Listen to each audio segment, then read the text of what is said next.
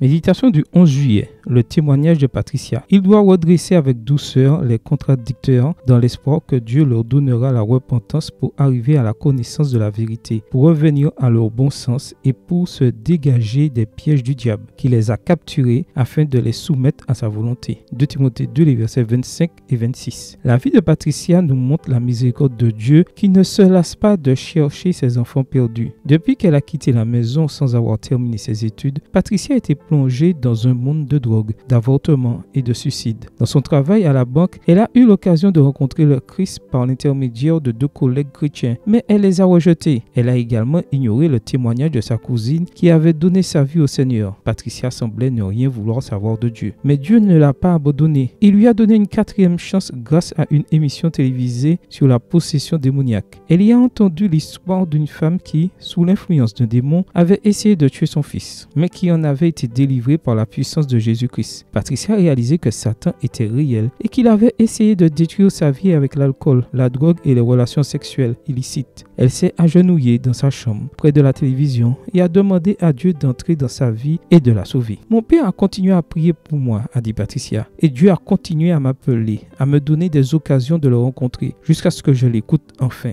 Dieu est un Père aimant qui ne veut pas qu'un de ses enfants se perde. Il sait ce dont nous avons besoin et ce qui nous blesse, mais il respecte notre liberté et ne nous force pas à accepter son amour. Comment répondons-nous à l'appel de Dieu? La Bible nous dit que le méchant abandonne sa voie et l'homme d'iniquité ses pensées, qu'il retourne à l'Éternel qui aura pitié de lui, à notre Dieu qui ne se lasse pas de pardonner. Ésaïe 55, verset 7, version Louis II. Dieu est proche de toi et veut te pardonner et te restaurer. Et si tu profitais aujourd'hui de son offre et t'abandonnais dans ses bras avec la pleine confiance qu'il fera pour toi ce que tu ne peux faire pour toi-même. Amen. Bonne journée à toi et que le Seigneur te bénisse.